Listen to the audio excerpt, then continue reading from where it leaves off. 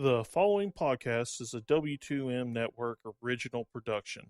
Visit W2Mnet.com for all of our other great podcasts, plus news, reviews, articles, and opinions from the worlds of wrestling, video games, football, and entertainment. You're listening to Wrestling to the Max. Alert. Clear all channels. This is an exclusive. How you like that?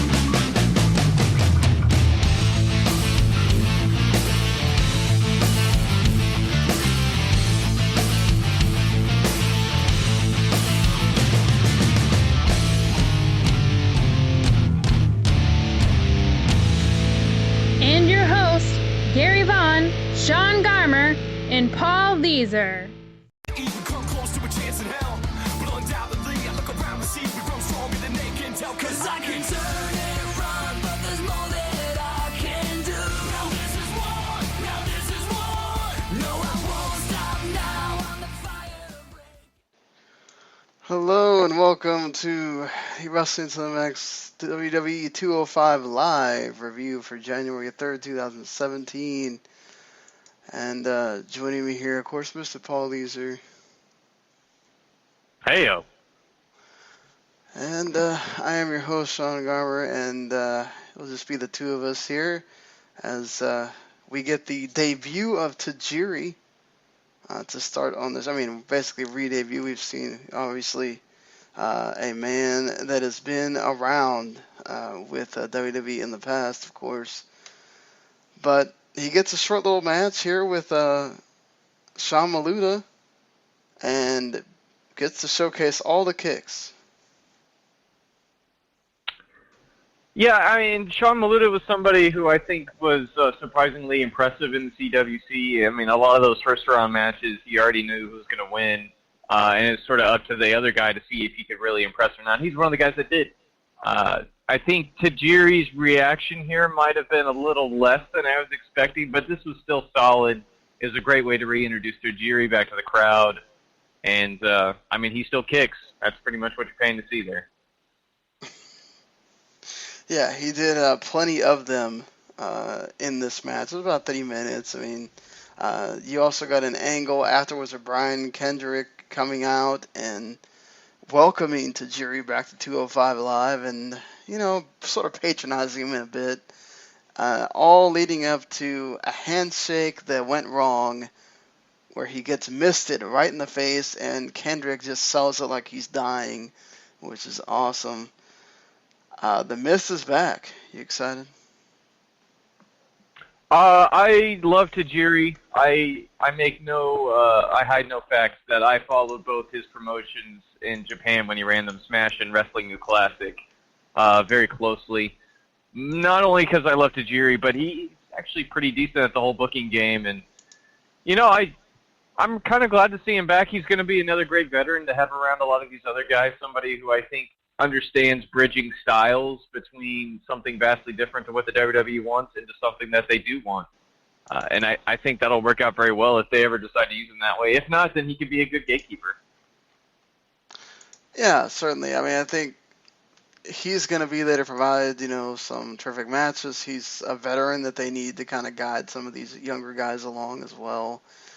He can get paired up with anybody, and you know you're going to have a good match. And heck, for his age, he is still showing some speed and showing some athleticism out there. So that's amazing that at his age he's still got it, I guess, for lack of a better term.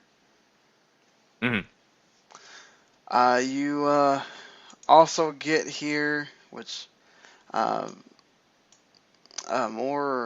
I forgot who it is at this point, but you get another Neville getting upset about, you know, getting discriminated against and all this stuff, and he's going to end TJ Perkins. Of course, that's your main event.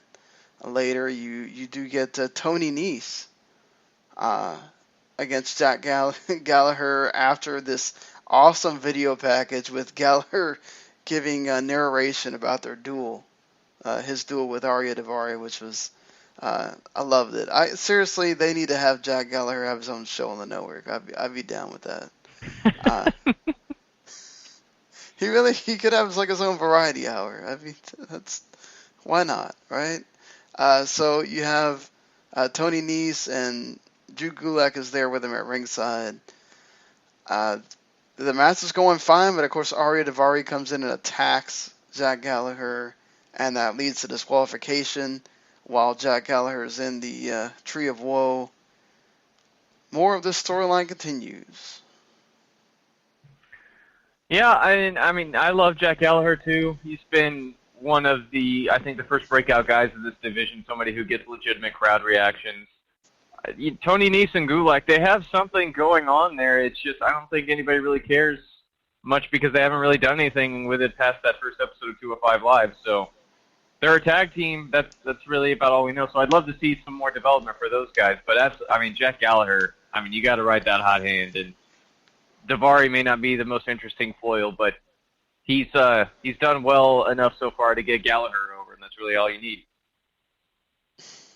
Yeah, totally. That's what you want here, and they're really trying with Arya Daivari. I don't know if it's really going to go anywhere, but hey, at least Gallagher's getting over out of it.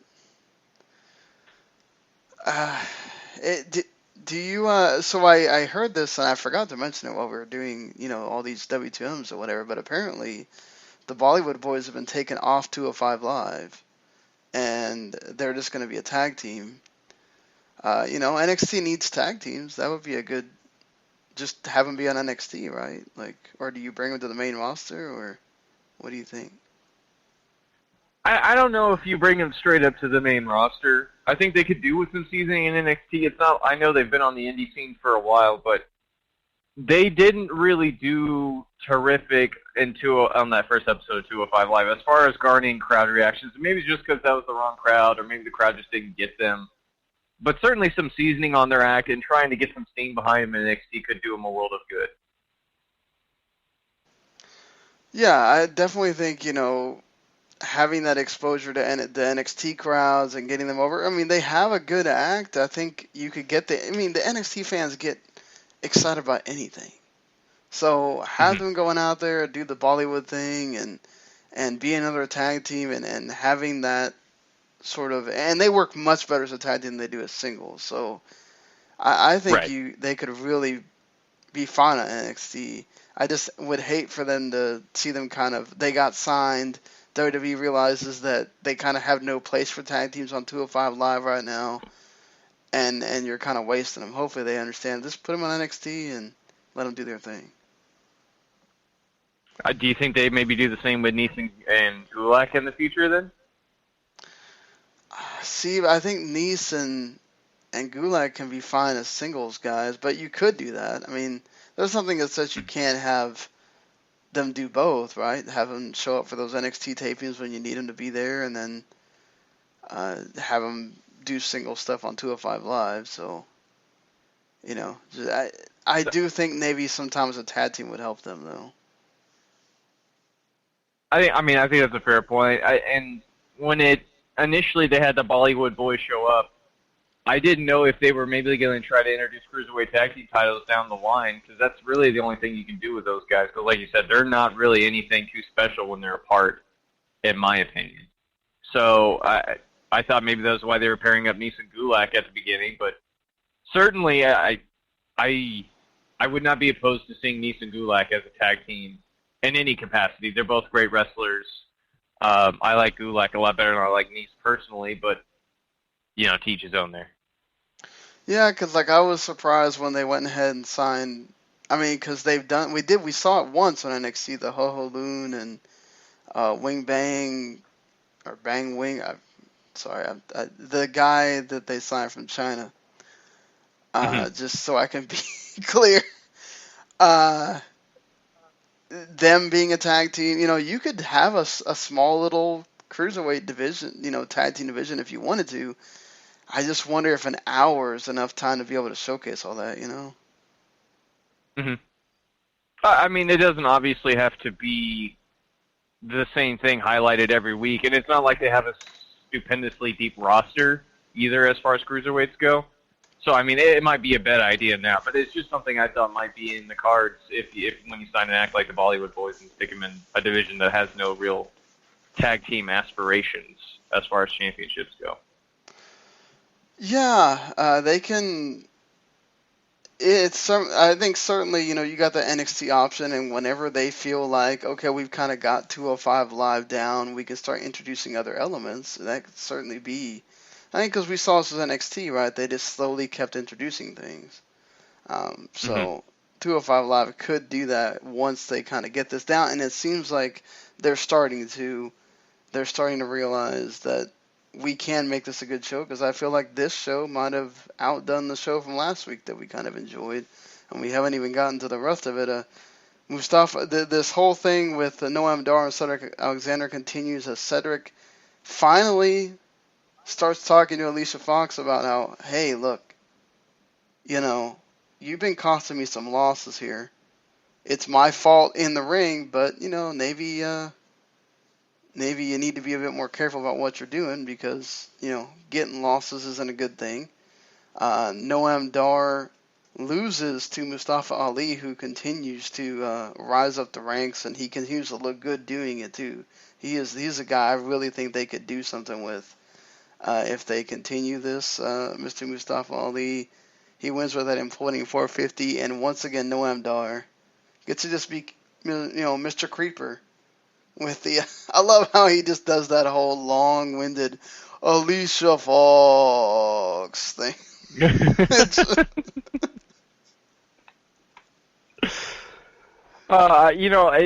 I just think the last name plays so cleverly into a guy being a creeper there. There's just too many ways for him to go with that. I think Dar's been doing fine on that front. It's hard to really get invested in him when he hasn't really done a whole lot as far as in-ring goes and winning and all that, but I think you're right. I think Mustafa Ali feels like a star. He feels like a cruiserweight. He gets to do a lot of the big flashy moves, the imploding 450. He's high impact. I've got to see him wrestle live before. He's very, very, very good. So I hope he does accomplish a whole lot here in the division. I think he could be another jump out face up there with Gallagher. I love that rolling into the ring neckbreaker thing. That's always awesome every time you see it. And then you get, Neville and TJ Perkins here as your main event. They get about 12 minutes. This was really good. Your main event of your show, totally deserving. Really enjoyed this. I love that Neville he'll still do some of the flying stuff, but then he'll also kind of just be like, no, I'm a heel. I'm not going to totally just go all out or whatever. And he wins with a freaking superplex. I want to say if the superplex is his new finisher, I'm totally behind that. It's a big move. It feels impactful, which fits right in with what the cruiserweight should be about. And he could save the red arrow for when he wants to kill somebody, or never bring it out again until he's faced. That's completely okay with me. The whole point of heel is he's supposed to be not flashy, and he's supposed to be better than all these other guys. And so far, he's proven that. I think Neville he's been so breakout in this last month for this division. And maybe he has given a lot more people to care. Certainly, I don't think you'd be able to tell on Raw, but if you're a fan of 205 Live, I think he's one of the reasons that people keep coming back to the show. Yeah, I think between him, Jack Gallagher, and Mustafa Ali, you have three guys that are hits as far as guys you want to watch when you watch this show. And, that's kind of what you need starting out. You need guys that, I don't know if you can have them on every week when you really need to showcase some of your other counterparts on the roster. It's that same thing you kind of run into with NXT sometimes, where sometimes these guys, some of them have to take a week off, whether you want them to or not, because you only got 1 hour of TV. But yeah, I mean, you start building a cast of people that they want to see, and then you just keep building on that. You keep bringing, when Tozawa comes in, he's going to be a guy that people are going to want to watch. Tajiri is another guy that people are going to want to watch. So Rich Swann is already in that specter. So you've got 6 people there that's a nice little number.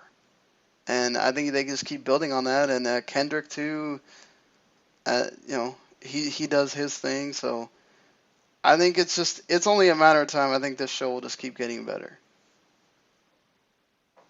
I mean, I agree. They've been on a roll these last 3 episodes, I'd say. And as you said, I think they keep finding things that hit. And sometimes I think maybe completely by accident, other times by their own creation. But certainly, I think all the names you listed there are pretty big hits and stuff that people want to see them on this show at the very least. I mean, Raw, maybe you could take or leave them just because they get so little time and they feel like an afterthought. But certainly on 205 Live, which, I mean, it's their show, they better matter. But everything they do here feels like it matters very much. So, and that's, I think, so far, I think that's the best thing I could say about the show. Plus, the main events have been delivering very well. Oh, certainly. Man, I've been loving. I totally agree with you. Loving Neville, and we said it for a long time. This show needs Neville. We didn't think about turning Neville, and all of a sudden, man, just awesome stuff. Yeah. So, what would you say for rating this show? I don't know if I enjoyed this as much as I enjoyed SmackDown, but this is still a good show. 6.5, I think. Yeah, I think that's fair. 6.5. You got your really good main event. You got, Mustafa Ali having I'd say a decent match with Noam Dar, and that he continues to look good. You continue stories here, even though they're small. And Tajiri debuts. I mean, I don't think you could have asked much more than that in this show. So that's it for our review of 205 Live. We shall see you guys later. Of course, make sure you check out the W10 Part 1 episode that's already up there. The Raw review is up there as well. And, of course, our W10 Part 2, where we'll be kind of getting things back into it. We'll have that Wrestle Kingdom review, a New Year Dash review will also be there at some point whenever, that's the next day. So lots of stuff coming from us this week. So make sure you check out, make sure you subscribe to that Wrestling to the Max.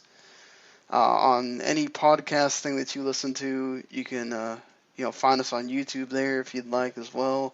Or just go to WTMnet.com where you can read our great preview that got put together by everybody for Wrestle Kingdom, or just, any other wrestling or non-wrestling things in there, too. So, until then, guys, we'll see you later.